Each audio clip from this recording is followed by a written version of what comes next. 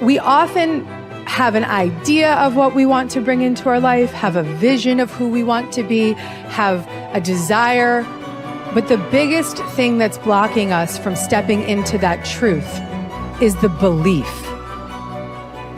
Now, if these negative beliefs are very strong in you, then how can you possibly create a loving, joyous, prosperous, healthy life?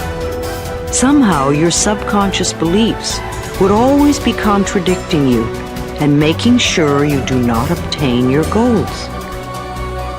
I find that resentment, criticism, guilt, and fear cause more problems in our bodies and in our experiences than anything else. These feelings come from blaming others and not taking responsibility for our own lives. You see, if we are all responsible for everything that happens in our lives, then there is really no one to blame. Whatever is happening out there is only a mirror of our own inner thinking. When we have a problem, a difficulty, a struggle that is located inside, and we're looking for the solution outside, someplace outside of ourselves. It would be like going to the doctor and telling him all of your symptoms. And the doctor says, oh boy, you've got a lot of symptoms. And he starts writing out prescriptions. You need a prescription for this symptom, you need a prescription for that symptom. And finally, he gets this 4 or 5, and you go to walk out, and you say, well, I'd like my prescriptions. He said, no, I'll give this one to your mother-in-law, and I'll give this one to your neighbor, and I'll give this one to your daughter, and I'll give this one to your father. I mean, you're the one with the struggles and with the difficulties, expecting somebody else to change or something outside of you to get better in order for you to make your life work is something you have to really take a hard look at. It's in here. We have to feel love for ourselves and love for life in order for us to have love in our life.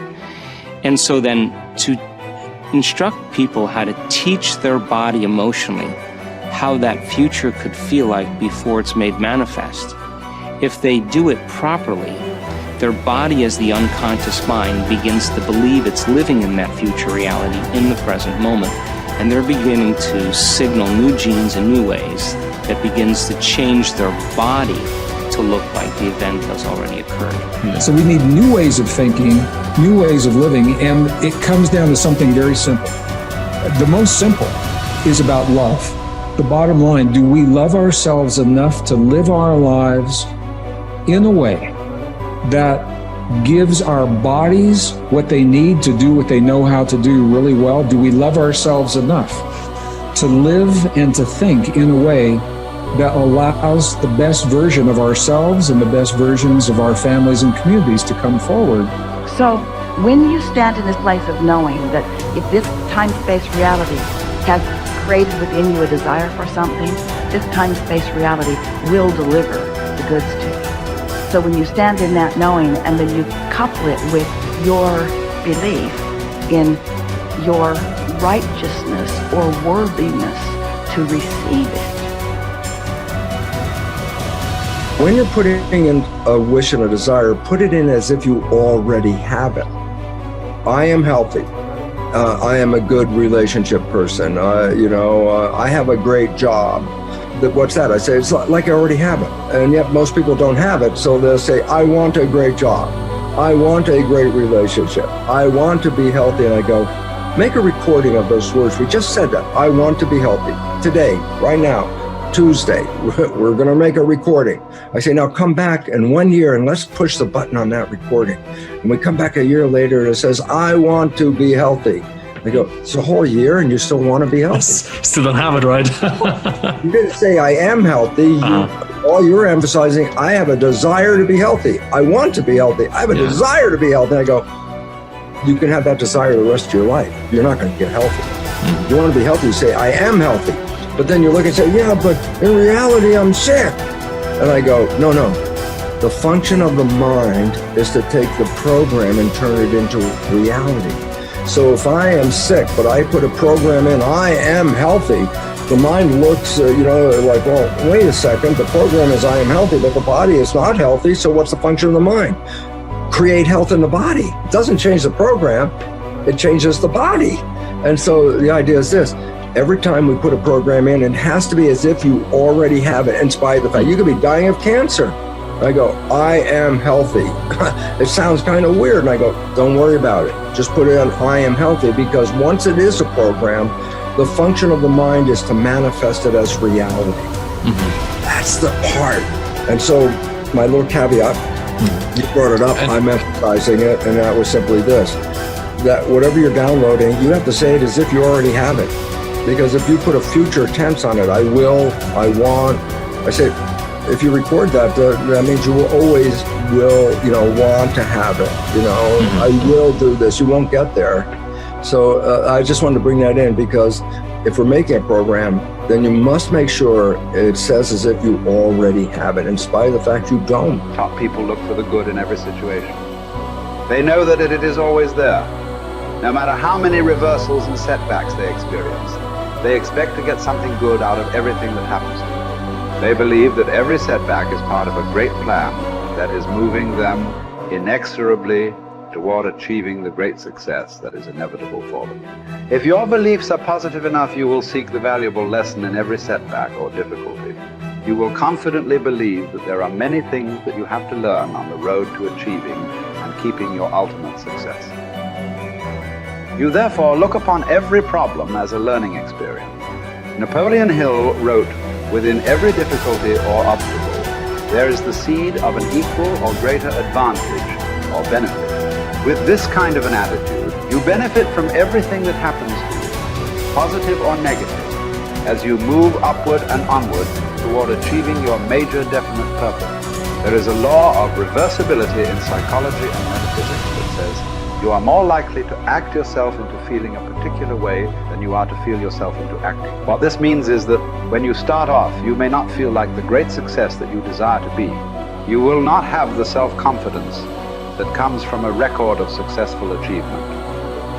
You will often doubt your own abilities and fear failure. You will feel that you are not good enough, at least not yet. But if you act as if you were already the person you desire to be, with the qualities and talents that you desire to have, your actions will generate the feelings that go with them. You will actually act yourself into feeling the way you want to feel by the law of reversibility. If you want to be one of the top people in your business, dress like the top people, groom like the top people, organize your work habits the way they do. Pick the most successful people in your field and use them as your role model. If possible, go to them and ask them for advice on how to get ahead more rapidly. And whatever advice they give you, follow it immediately. Take action. When you start to walk, talk, dress, and behave like the top people, you soon begin to feel like the top people. You will treat other people like the top people do. You will work the way the top people work. You will start to get the results that the top people get. In no time at all, you will be one of the top people yourself. It may be trite to say fake it until you make it, but there is a lot of truth to it. Your main job in life is to create the mental equivalent within yourself of what you want to realize and enjoy in your outer world. Your focus must be on creating the beliefs within yourself that are consistent with great success you want to be in your outer world. You achieve this by challenging your self-limiting beliefs, rejecting them, and then acting as if they did not exist. You reinforce the development of new life, enhancing beliefs by increasing your knowledge and skills in your field to the point where you feel equal to any demand or challenge. You accelerate the development of new, positive beliefs by setting bigger and more exciting goals in every area. Finally, you act continually as if you were already the person that you desire to be. Your aim is to reprogram your subconscious mind for success by creating the mental equivalent in everything you do or say. Momentum develops the mindset. Momentum conditions the mind to confidence. Like just moving forward every day, even a small thing. If you just said, every day I'm gonna do 3 things to move my life forward, and you just did those 3 things every single day. Today I'm gonna do these 3 things to move my life forward. It could be sending an email, calling somebody, having that prospect meeting. It could be as simple as like, oh, okay, I'm gonna work towards this goal. I'm gonna finish this presentation. I'm gonna create this thing. Whatever it is for you, like do that thing. Maybe it's like, oh, today I'm gonna work out today. Great, you worked out. Your mind goes, I said I was gonna work out, I worked out. I developed a little more confidence because you were congruent with your intentions. See, action is what makes us congruent with our intentions, right? That old thing you've heard me say, if you've been studying my work for a long time, intention without initiative is just sorry hopes. It really is. Intention without initiative is just sorry hope. You have to apply yourself again. And I know you already know this. Listen, a lot of people watching this, you're already a confident person. Okay, what's the next level of action that will raise you up to the next level of success? What's the next level of action and bold decision making that will change your life? I know you might already be a confident person, so what's your next level of action? Well, Brendon, I already feel confident going up and talking to a person. Great, now go up and talk to 4 people. Good job. Okay, well, Brendon, I already feel good, trying to put out this message. Great, do it again, be more vulnerable. Oh, Brendon, I already feel good, I started the business and I built to this. Great, double the business, let's see you do it. So when you challenge yourself to take actions that are a little bit outside your pay grade, a little bit outside your comfort zone, and you actually follow through, congruence comes in and you go, I set that intention, it was hard, I took the challenge, and I made it happen. That's it. That's really, truly it.